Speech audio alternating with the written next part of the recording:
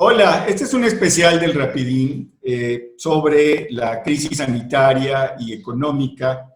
Está con nosotros la senadora Kenia López Rabadán. A mí en lo personal me da mucho gusto que esté con nosotros. A mí más. Conozco a Kenia desde hace más de 20 años ya, Kenia, que nos conocemos. He visto su trayectoria legislativa. Me parece que es una legisladora muy activa, muy activa. Me parece que es pues de las vanguardias del Partido Acción Nacional, de esta gente que pone tema, etcétera. Ella es presidenta de la Comisión de Derechos Humanos de la Cámara de Senadores. Me da mucho gusto, no estoy haciendo una presentación así de currículum ni nada, porque es una gente que yo en lo personal he visto su crecimiento y me parece que es una gente a seguir en el futuro y espero que dé mucho de qué hablar pronto, ¿sí? Y bueno, pues Kenia, bienvenida, estamos aquí para hablar de este tema. Nos está desde luego Tere Vale, que quiso presentar como siempre lo hace, pero ya saben que me toca a mí de vez en cuando. Adelante, Tere.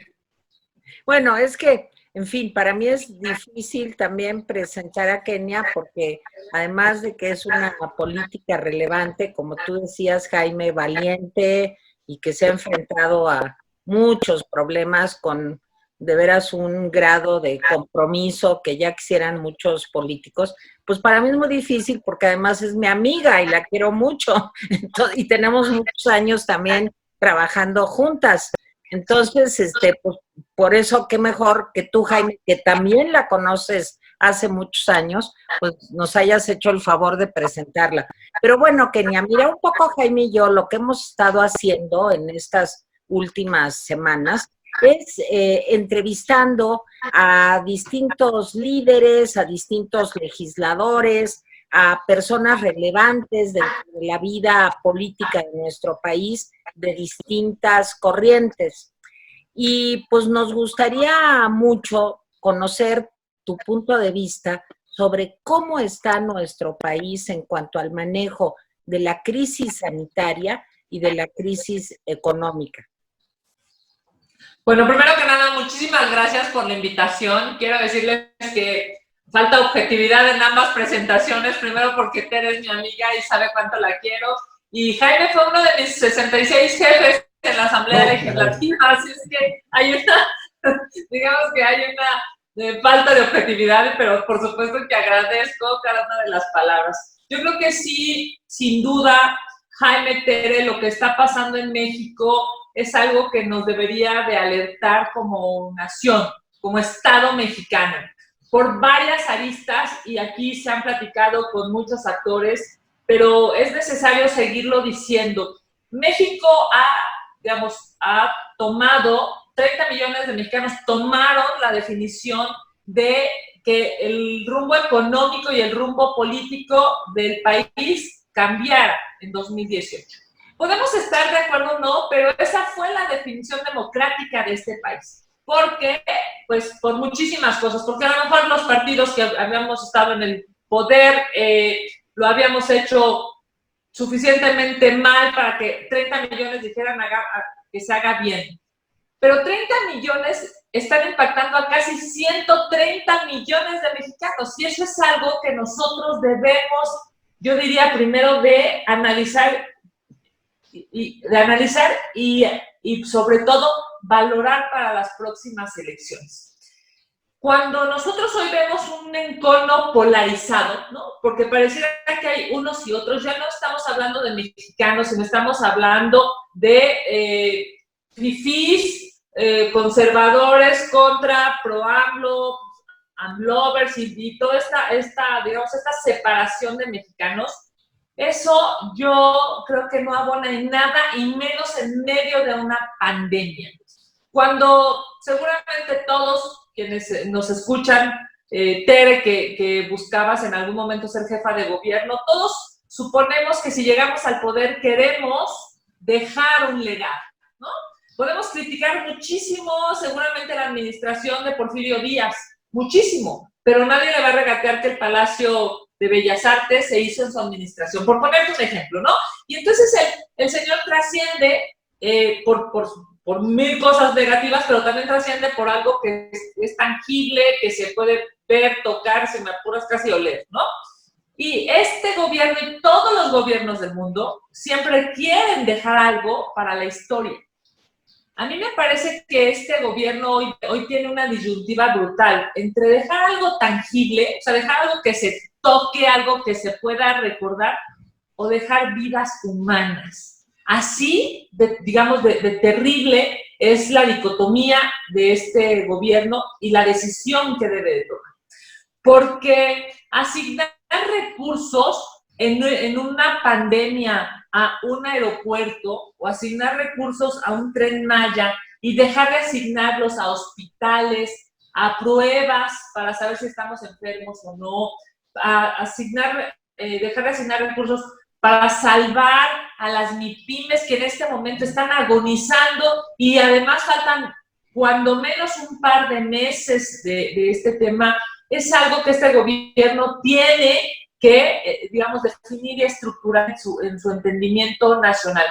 Yo te quiero decir, hay voces de oposición que todos los días decimos algo, y no unas cuantas, muchas. El problema es que no se escuchan o no tienen un impacto trascendente cuando todos los días en las mañaneras se emite un mensaje y luego ese mensaje se replica en diversos medios de comunicación y en las redes sociales a través de muchísimos bots pagados, de muchísimas redes pagadas para, digamos, distribuir el mensaje del gobierno.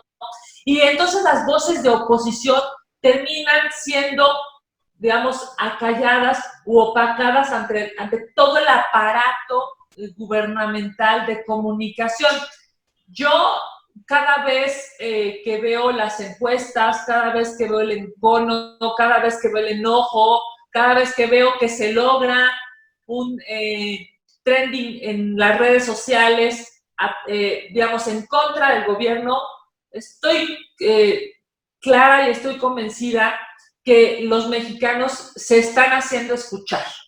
Yo te diría, ¿cómo lo veo en términos gubernamentales? Lo veo muy preocupante porque esa discusión entre salvar vidas y dejar piedras, pareciera que el presidente de la República está buscando por lo segundo y bueno, pues ojalá y reivindique en algún momento de esta etapa lo que está haciendo.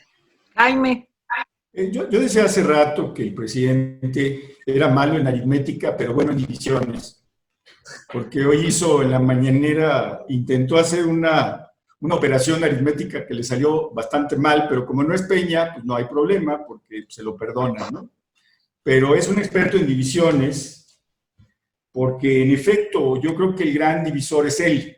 Él es el que, y me parece que muchos, por desgracia, muchos ciudadanos y algunos partidos y políticos están haciéndole el eco. Me llama la atención que tú no partiste de eso. Tú lo que estás diciendo es hay que buscar soluciones. Eso entiendo. ¿Qué hacemos, Kenia, ante esta cosa terriblemente mal, esta crisis sanitaria y esta crisis económica? ¿Qué proponen ustedes que hagamos más allá de la coyuntura de las mañaneras, de esta visión absurda? ¿Qué están proponiendo ustedes? Mira, nosotros, como lo están haciendo distintas organizaciones no gubernamentales, organizaciones empresariales, otros partidos políticos, me parece que tenemos, digamos, dos líneas fundamentales que cubrir. La salud y la económica. Todos los mexicanos hoy tenemos esas dos prioridades. Claro. No morirnos, esa es nuestra preocupación inicial y por eso estamos confinados en nuestras casas y por eso todos los días tratamos de decirle a la gente no salgas. Ahora, el tema de no salir es un privilegio porque hay millones de mexicanos que tienen que salir porque si no, no comen. Porque quien tiene la posibilidad de estar en su casa, guardado, pues, digamos, protegiéndose y protegiendo a los otros, lo puede hacer porque seguramente tiene la posibilidad de tener un alimento en la tarde, en la noche, en la mañana. Pero millones de mexicanos, digamos, no estamos hablando de unos cuantos, sino millones de mexicanos que si no salen a trabajar, no tienen que comer en la tarde, en la noche o al otro día en la mañana. Por eso lo primero es cuidar nuestra salud en lo posible y para quienes pueden hacerlo, digamos, ¿no? Y si tienes que salir a la calle, pues busca todas las herramientas posibles para protegerte a ti y proteger a los otros. Lo segundo, evidentemente, es un tema económico, Jaime. Si tú logras sobrevivir a esta pandemia, pero no logras que tu patrimonio sea suficiente para comer, pues evidentemente se va a generar un problema terrible en términos sociales. Hay estudios antropológicos, y seguramente tú los conoces, en los que te demuestra que la movilidad social es muy difícil. O sea, digamos, dejar de ser pobre es muy complicado. Pues ahora ya no aspiramos a esta movilidad social, sino a que no vaya en detrimento negativo. Si tú tienes hoy, vamos a pensar, si tú tienes hoy un taxi y no has salido a trabajar, es dificilísimo que tengas dinero. Si tú tienes un puesto en un tianguis y no has salido a vender, no tienes la posibilidad, es más, y si lograras salir, no hay clientes, porque la gente no está en la calle, es un problema económico. A esas personas, Jaime, a esas personas, es a las primeras que este gobierno debe apoyar de manera directa, por el hecho de ser personas, más allá de si eres hombre, si eres mujer, si vives en una colonia o en otra, a esas personas. Nosotros estamos proponiendo un apoyo de 3,207 pesos mensuales. Y ha habido, la otra vez me entrevistaron este trío que es formidable en términos económicos. Los alebrijes. Exacto. Mi querida Mari Carmen Cortés, querida amiga. Un abrazo a Mari Carmen, a Pepe, a Marco. Y me decían, ¿pero de dónde, Kenia? ¿No? O sea, ¿de dónde vamos a sacar 3,207 pesos? Y yo les decía, claro que hay, por supuesto que hay dinero para la gente. El problema es que el dinero que hay está destinado a otras prioridades de este gobierno. Pero a ver, Kenia, déjame preguntarte, interrumpiéndote un poquito. Mira, por ejemplo, aquí hemos hablado mucho en el Rapidín de la no rifa del avión, pues ahí hay un dinero. Los 2,000 millones de pesos que el fiscal le entregó en un chequezote al presidente del Infonavit, que ni siquiera es dinero del gobierno, porque el Infonavit es un organismo tripartita, con dinero de los trabajadores, de los empresarios y del gobierno, ¿dónde está? Y la necedad de Dos Bocas, cuando el petróleo se desploma en el mundo, la necedad de Santa Lucía, la necedad del Tren Maya, bueno, y ya para qué hablamos de la necedad de Texcoco. O sea, claro que hay dinero. Ahora, ¿cómo se puede hacer llegar ese dinero, pero no de una forma clientelar? Porque yo creo que aquí lo único que importa a esta administración es garantizar los votos del 21. Truene quien truene y se salven los que a ellos les convienen, no todos. Déjame decirte que justo ese es el problema de este gobierno. Que en medio de la pandemia, esta semana, en medio de la pandemia, el señor habla del 2021, de la revocación del mandato, de adelantarlo del 2022 al 2021, cuando a los mexicanos que estamos guardados o que tienen que salir a trabajar, a todos, lo que menos importa en este momento es si el señor se perpetúa en el poder o si se va en el 22. Es increíble que él siga pensando en eso, pero mira, a mí alguien me dijo algo que lo comparto, me dijo, es que no lo vas a entender si piensas como tú, ¿no? No lo vas a entender si piensas como Kenia. Tienes que pensar como él para poder... Sí, yo te quiero decir que le contesté, oye, me ha costado muchísimo estudiar y tener una base emocional. Pero la verdad es que es cierto, o sea, su lógica es distintísima, Tere, a la lógica que nosotros tenemos. Porque él, su único objetivo, su única visión es estar en campaña y tener el gobierno, no más. O sea, no. Hoy en la mañana, por ejemplo, hizo una referencia a un tema que preocupa muchísimo a los artistas en este país y es la destrucción del FONCA, ¡Ya ¿no? se destruyó!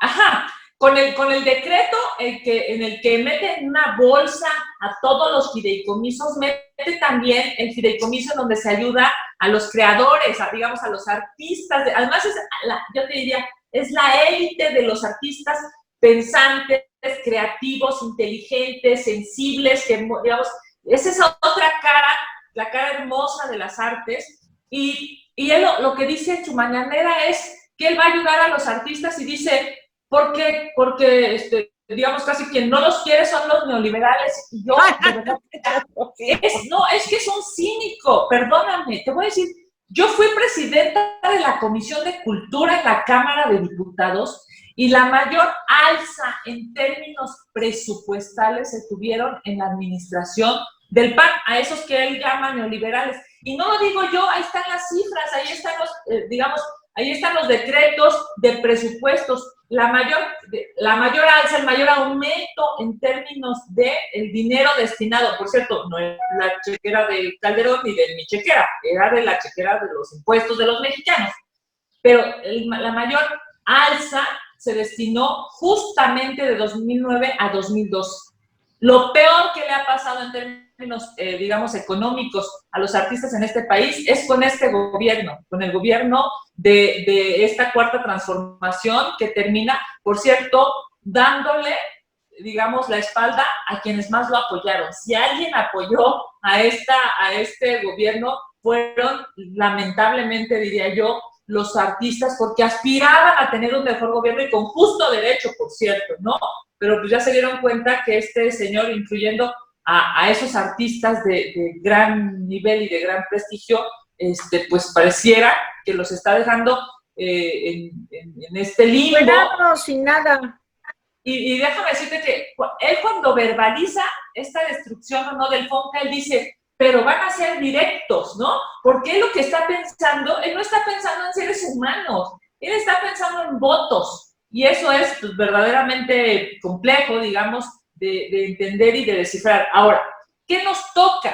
Porque yo creo que lo que sigue es, ok, él es así, no va a cambiar, lleva toda su vida siendo así, él mismo se reconoce como un necio, ¿no? Él ha dicho, soy un necio, y me conocí, claro, yo pocas veces estoy de acuerdo con él, es verdaderamente un necio. Pues entonces nos toca a nosotros, nos toca a los que no estamos de acuerdo con esta forma de pensar, a decirlo. Y hoy hay muchísimas herramientas.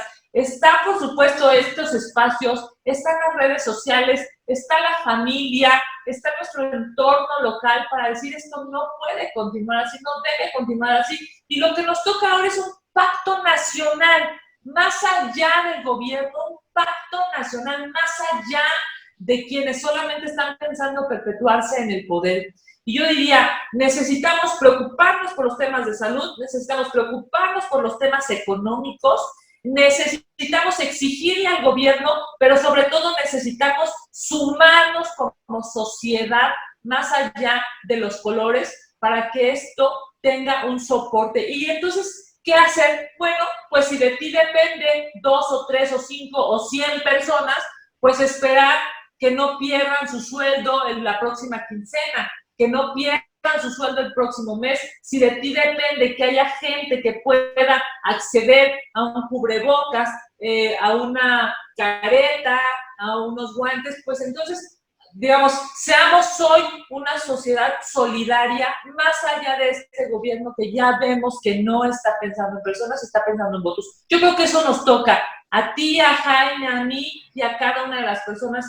Tú estás haciendo un esfuerzo extremo porque la gente de tu oficina no deje de perder, digamos, no deje su trabajo, no pierda su trabajo y pueda tener dinero para los próximos meses. Lo mismo, Jaime, me parece que a todos nos toca hacer, ahora sí, ¿no? Este máximo esfuerzo por el otro en términos humanos. Jaime. Mira, tocaste un punto que me parece del mayor interés.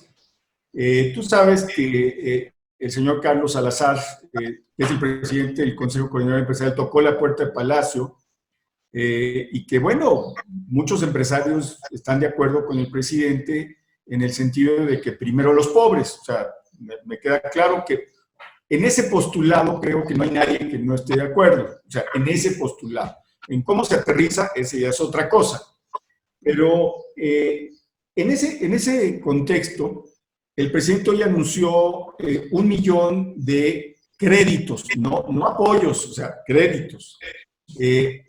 Lo cual significaría que se van a dar como ayuda del gobierno para la recuperación económica 3 millones de estos créditos que alcanzan un monto de 75,000 millones de pesos.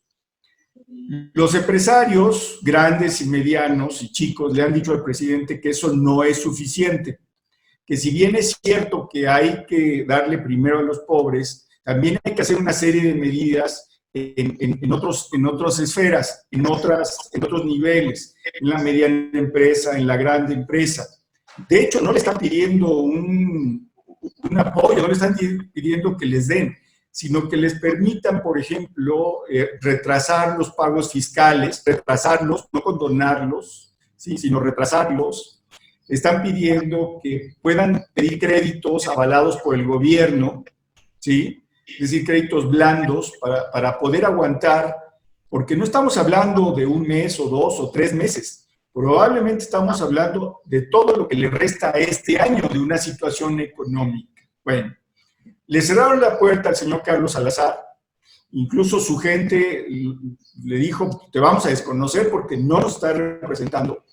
Y hace unos días el Financial Times publicó un texto, pues yo diría que muy interesante, en el que le dice a los mexicanos, nos dice, oigan partidos políticos, oigan empresarios, oigan ciudadanos, pues mejor organícense aparte del gobierno, porque por ahí no hay camino. ¿Ustedes estarían en ese esquema? A ver, a mí me parece que primero, como partido político, Jaime, necesitamos, digamos, proponer, ¿no? Los partidos políticos de oposición, pues sí que es bueno que haya como una, digamos, una división entre lo que quiere el gobierno y lo que quiere la oposición, pero los partidos políticos estamos por naturaleza y por ética obligados a proponer. Y eso es lo que estamos haciendo desde el PAN, digamos, ¿no? Estamos proponiendo un rescate económico, estamos proponiendo que se modifique la ley para que haya un apoyo directo a los mexicanos, estamos proponiendo que haya un financiamiento directo a las empresas, estamos evidentemente proponiendo justo lo que tú comentas, que no se condone, ¿no? Digamos, los impuestos, pero que sí se aplace el pago. Además de proponer como partido político, porque esa es una obligación, digamos, de los partidos políticos y de los legisladores, por eso estamos para hacer leyes, para presentar iniciativas, me parece que yo sí creo que tenemos que ir más allá, porque el gobierno tiene controladas las cámaras, tiene controlada la cámara. Si tuviéramos un contrapeso legislativo, yo te diría, pues qué bueno que propongamos, porque eso va a fructificar en algo.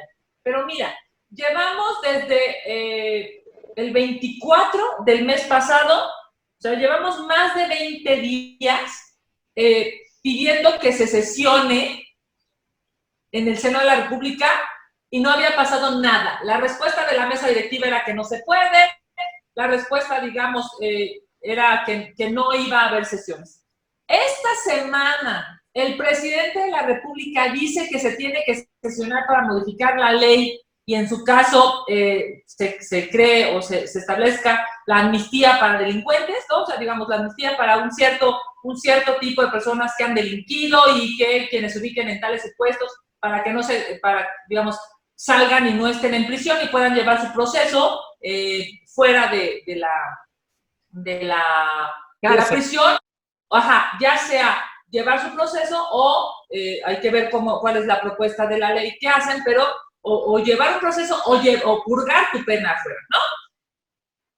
Esta posibilidad de sesionar es porque el presidente de la República quiere que esa ley se apruebe. Y es increíble porque entonces ahora, fíjate nada más, si se llegara a sesionar en el Congreso de México, no es por un tema de salud, no es es por un tema de apoyo a las MIPYMES, no es por un tema de apoyo a las personas de manera directa, no es para construir, no sé, a lo mejor un tipo penal para que no agredan a los médicos en las calles, en el transporte público, no. Es porque al presidente de la República su prioridad es este tema de la ley de amnistía. Y entonces ahí te das cuenta que el legislativo actúa como un subordinado del Poder Ejecutivo. Entonces, si yo te dijera, estamos haciendo 10 propuestas de las cuales, como somos un estado en donde hay 3, como era antes, hay 3 partidos políticos y dependiendo de las negociaciones, que a lo mejor de esas 10 propuestas, 2 o 3 o 4, ¿no? Si eras un buen negociador, puedan funcionar. Hoy la realidad es que no es así. Es que no pasa nada en el legislativo o casi nada en el legislativo que López Obrador no quiera. Y eso es verdaderamente lastimoso para el país. Y entonces eso nos lleva a justamente esto que ha dicho el Financial Times, ¿no? Pues dejen de pensar, ahora sí que regresemos salgámonos de la caja, dejemos de pensar solo en él y pensemos como sociedad. Y yo creo, Jaime, Tere, que eso es desafortunadamente lo que tendremos ahora que hacer. Él está obsesionado con el 2021, está obsesionado con la revocación de mandato, está obsesionado con los programas clientelares, no tiene en su horizonte pensar en otra cosa. Por eso es que terminamos comprando, los cubrebocas más caros, por eso es que terminamos comprando tarde los ventiladores, por eso es que terminamos comprándolos a un sobreprecio brutal, en donde un intermediario se está haciendo multimillonario con el tema de los ventiladores, porque ellos, de primera instancia, su única prioridad es gastar dinero para aspirar a tener votos y no gastar dinero pensando en el bienestar de la gente. Oigan, miren, yo soy más pesimista que los dos, se ve que es mi día pesimista, porque decía Jaime, es que cuando acabe la pandemia, pues a lo mejor todo este año vamos a estar en condiciones muy difíciles económicas. Y Jaime lo sabe también y tú también, Kenia. Yo no creo que este problema se resuelva en un año, ni en 2, ni en 3. O sea, creo que el desplome de México en el Producto Interno Bruto se está calculando en alrededor del 10%. Digo, Bank of America dice 9, pero otras calificadoras están diciendo, JP Morgan, en fin, ayer mismo se dio a conocer el pronóstico de 6.6, el desplome, el decremento por parte del Fondo Monetario Internacional. Entonces, yo sí siento que la situación en México cada vez será más grave. ¿Por qué? El turismo está muerto. La situación del petróleo en el mundo es para abajo y aquí estamos aferrados al petróleo. Las remesas van a caer en un 25%, si no es que más, porque Estados Unidos entra también en recesión.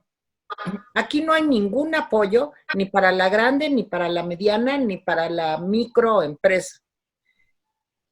Y estamos en una situación terrible, en una pandemia en donde ni siquiera podemos tener las herramientas para salir a luchar y a ganarnos la vida, sino estamos confinados. Entonces, yo sí creo, y aquí me gustaría la opinión de los dos y desde luego la tuya especialmente, Kenia. ¿Qué sigue?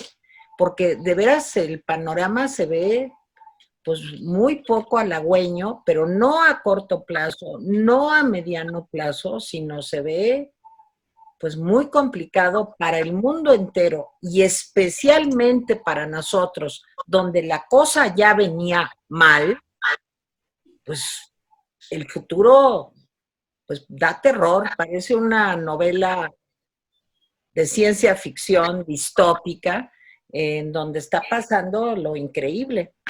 A ver, Jaime. Mira, yo te diría que el asunto del qué sigue tiene que pasar por quiénes van a actuar. Por eso te preguntaba lo del acuerdo.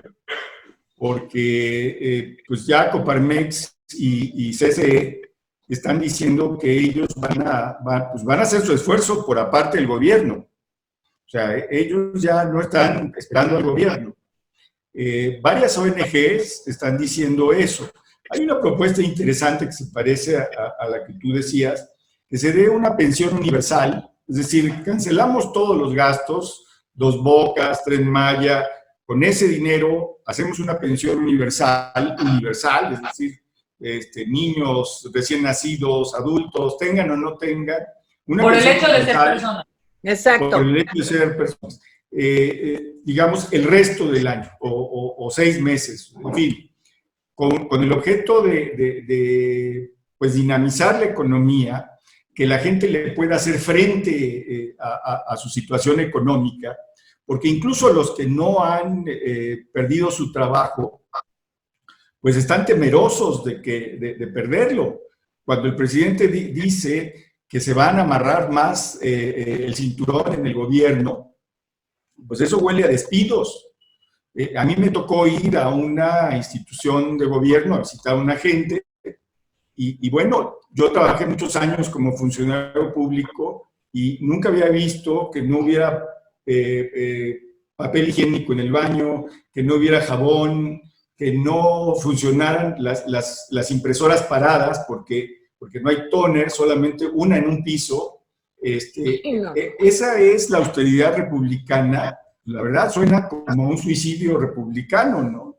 Entonces, sí, esa parte, por eso me parece tan interesante cuando dicen vamos a organizarnos por aparte del gobierno. Y ustedes, no huelga a decirlo, dentro de la debilidad de la oposición, porque desgraciadamente así es, ustedes son los menos débiles. O sea, si hay alguien que tiene capacidad un poco para articular, pues es el PAN, mal o bien, mucho o poco, pero digamos que son los que menos se impactaron por el huracán del 2018, ¿no? Por el tsunami. Entonces, ¿ustedes estarían dispuestos a acercarse a estos grupos económicos, a estas organizaciones? ¿Qué están haciendo en ese sentido?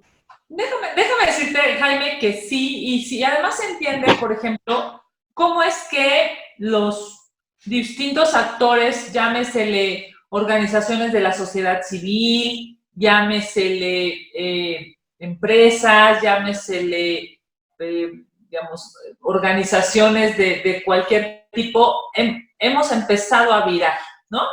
Porque si tú ves cómo era el diálogo, por ejemplo, del CCE, pues es justo lo que se le reclama, ¿no? O lo que le han reclamado sus agremiados o lo que le ha reclamado mucha gente al Consejo Coordinador de Empresariales. ¿Por qué no ha sido, digamos, más frontal o más directo? Más como la Coparmex. Claro, aunque te voy a decir una cosa, sí creo que tienen naturalezas distintas, Tere. O sea, al final, quien coordina todo, digamos, a la Coparmex, a la Canirac, claro. O sea, al final es justo el CCE, ¿no? Sí creo que intentó hacerlo de la manera, pues, digamos, más racional ante un gobierno con el que se iba. ¿Mande? Más civilizada. Pues yo te diría, entendiendo que ese gobierno con el que estaba hablando iba a durar 6 años, ¿no? Le gustara o no le gustara a quien fuera, o fueras fanático de López Obrador, o no te gustara para nada, ese era tu interlocutor durante 6 años. Y claro que, pues, seguramente cualquiera de nosotros que ha tomado cursos de negociación, pues todo el mundo te recomienda no empieces, ¿no? Una negociación que además te va a durar con tu negociador 6 años, con una violencia o digamos, con un tono alto desde el principio. Sí creo que, desafortunadamente, el tono que no fue duro, no fue rudo, no fue opositor, no fue, digamos, pues a mucha gente que forma parte de estos grupos no le gustó, porque lo que ellos querían era ve y dile y reclámale y exígele y no, o sea, en fin. Pero ese tono amable, digamos, ese tono conciliador, ese tono propositivo, pues no funciona con López Obrador, ¿no? Eso es un hecho. Y evidentemente lo que está pasando es que ellos, y muchos, incluyendo los partidos políticos, yo te quiero decir, yo llevo 20 y tantos años en la política Y sabes que no ha habido una reunión o sea, de los grupos parlamentarios de oposición, no ha habido una reunión con el presidente de la República desde 2000, o sea, desde que este señor llegó, Claro. Jaime. Eso es increíble. O sea, no, es inentendible, digamos, que el presidente Calderón, el presidente Fox, el presidente, ¿quién te gusta? Cedillo, el presidente Peña, ¿no? Podríamos para cerrar. No hubiese tenido reuniones con los senadores, incluyendo a los senadores de oposición.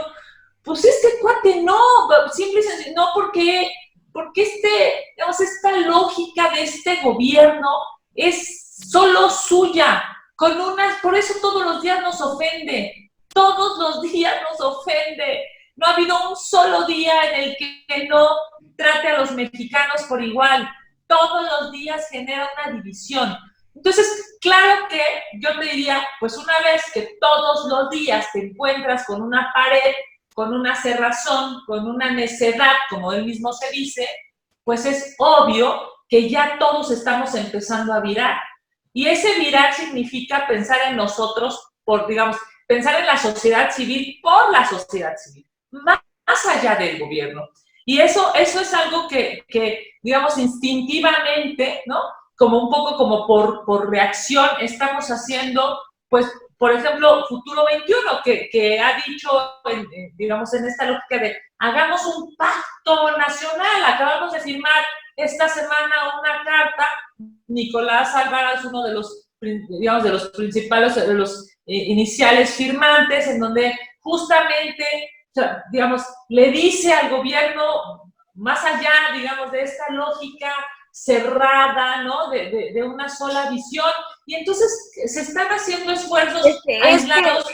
Esto que mencionaba es de Movimiento Ciudadano, y por otra parte, Futuro 21 también. O sea, creo que todos estamos, en la medida de nuestras posibilidades, haciendo algo.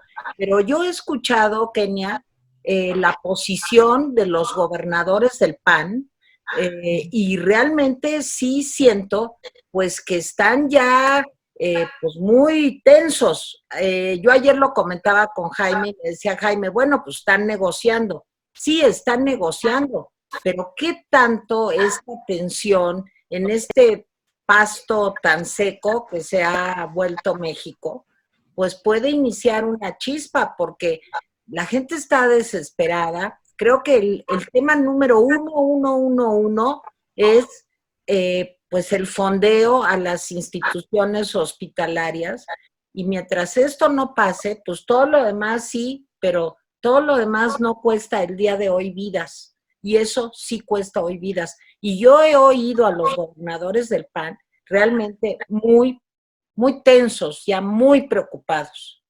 Mira, te voy a decir, Tere, cuando López Obrador, sí, cuando López Obrador fue jefe de gobierno, litigaba y exigía recursos para la Ciudad de México, en aquel momento el Distrito Federal, porque él quería sus propios recursos para tomar sus definiciones, ¿no? Pero ahora que es presidente, quiere, digamos, como acaparar todos los recursos, dejando sin oxígeno a los estados y municipios. Eso es algo verdaderamente terrible, porque ¿cómo es posible que mientras él era jefe de gobierno decía una cosa y ahora que es presidente de la República hace totalmente lo contrario? Por eso es que tú oyes, lo que está pasando entre los gobernadores y inclusive los suyos. ¿Por qué crees que ya hoy hasta Barbosa, que pocas veces hay algo que decir de él positivo, ¿no? Me refiero en estas últimas épocas. Hoy mismo también reclama, y Baja California, los dos de Morena también reclaman, porque pues, ya ni siquiera es un asunto solo del PAN, es un asunto de que los gobernadores están viendo mermados, están viendo achicados sus recursos y están viendo cero solidaridad del gobierno federal. Se han viralizado estas mapas casi transparentes que enviaron, ¿no? Del INSABI para los estados, y que entonces la salida de López-Gatell es decir, no, pero esas no son para los hospitales, es para las personas que están en las entradas de las oficinas gubernamentales, de las dependencias. Yo te diría, esos trapos que son, bueno, es más grueso una servilleta de mi casa, claro, que eso absorbe el agua, ¿no? Una servilleta que esas batas que son casi transparentes, que no importa, digamos, para quién sea, ningún ser humano se merece un insumo de esa calidad. Así seas el señor que esté en la puerta de un edificio, porque ese mismo señor tiene los mismos derechos que todos, la misma dignidad como persona y debería de recibir digamos, instrumentos para cuidarse de la mejor calidad posible. El tema es que los gobernadores hoy están haciendo, digamos, están siendo receptores de los problemas que pasan en sus estados. Ese es el tema, y que ellos no se pueden quedar con el reclamo porque tienen toda la razón. Si el problema ha venido y ha sido causado por el gobierno federal. El gobierno federal es digamos, el responsable de que no haya recursos en los estados y no haya recursos en los municipios, de que se hayan recortado los programas, de que haya, por supuesto, una necesidad de recursos a lo largo y ancho del país, y esto solo tiene que ver por esta necesidad de acaparamiento de recursos para decir yo soy el dador, ¿no?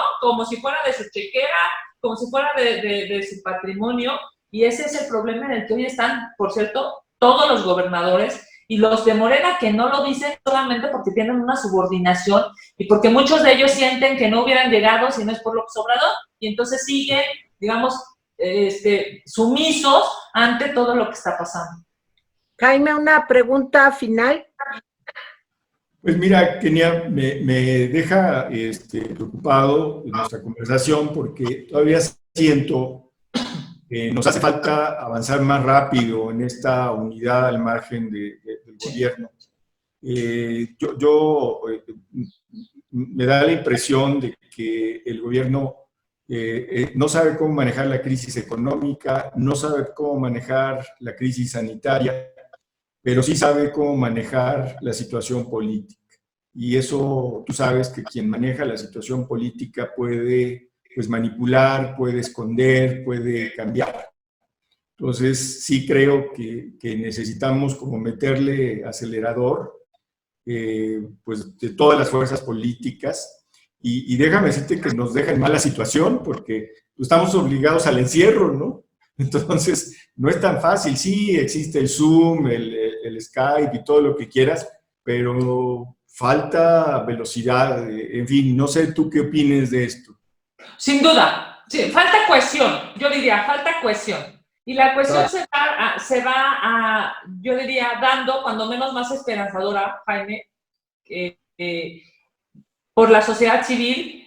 Y además, yo sí creo que desafortunadamente estamos tocando fondo y seguiremos, digamos, iremos todavía más al fondo, pero desafortunadamente esto va a abrir los ojos de mucha gente. Es increíble, pero mucha gente hoy está en el hospital contagiada de coronavirus porque le creyeron al señor que no pasaba nada. O sea, cuando salió en ese video desde Oaxaca, decir, salgan, ustedes vayan a comer, vayan para las fondas y no sé qué, en ese momento esas personas que se lo creyeron, hoy muchas de ellas están hospitalizadas. Yo tengo conocimiento de una gente muy cercana que lamentablemente falleció antier, el 14, antier, y se infectó en esos días. Por cierto, déjame decirte, una gente, yo te diría, fuerte, ¿no? Fuerte, sano, un gran deportista, y lo que me decían es que su familia hace 2 días no tenía posibilidad de cremarlo porque los crematorios aquí en la Ciudad de México estaban llenos. Es algo preocupantísimo, preocupantísimo. Yo espero que esta cohesión social en medio de una pandemia, en medio de pues yo diría de un temor colectivo, que es el que tenemos todos, ¿no? Un temor colectivo, nos ayude a ver con claridad las cosas y nos ayude a poder discernir entre lo bueno y lo malo. Y claro que en antaño se hicieron cosas malas. Claro, yo no voy a justificar ningún gobierno, ni siquiera los gobiernos del PAN. Pero lo que es un hecho es que se hicieron millones de cosas buenas. Millones de cosas buenas. que hoy hay que valorar para poder, digamos, pues alegar, tomar como ejemplo de lo que sí se puede hacer. Y yo te diría, hay que generar una cohesión, no importa de qué partido político seas, inclusive si eres de Morena, hay que generar una cohesión que vaya más allá del gobierno. Porque si no va a cambiar este gobierno, nosotros los mexicanos sí podemos cambiar y somos muchísimos más. Yo estoy, digamos, las gráficas de la gente que confiaba en este gobierno hoy están totalmente a la baja, están totalmente, digamos, en declive, y eso demuestra que si no tenemos, digamos, un respaldo gubernamental, pues hagámoslo nosotros, hagámoslo como seres humanos, pensando en el otro, pensando en el bien de las personas, pensando en el bien común, y yo espero que podamos pasar esta terrible crisis lo mejor posible, si no es por el gobierno, que sí sea por nosotros. Mi querida Kenia López Rabadán, senadora del Partido Acción Nacional. Kenia, ya sabes, hay muchas mujeres, de veras, te lo digo en serio, que tenemos muchas esperanzas puestas en ti, porque has sido valiente, porque has encabezado muchas causas de nosotras las mujeres, y no quise dejar de mencionarlo. Tienes la juventud, la capacidad, el arrojo, y además veamos también la crisis como una oportunidad que a lo mejor se está dando pues para ayudar a muchos seres humanos, ¿no? Si lo hacemos todos bien. Así que Jaime Guerrero y yo pues te damos las gracias, Kenia. Gracias. Quédense en casa, por favor, quédense en casa. Oye, y está aquí con nosotros más seguido. A la orden, ustedes invítenme y aquí, por supuesto, es un gusto. Felicidades por el programa, me encanta, por supuesto, que me inviten. La última vez fue en persona, espero que en algún momento nos podamos reunir nuevamente. Claro que sí. Muchos besos, Kenia. Jaime, hasta el ratito, bye.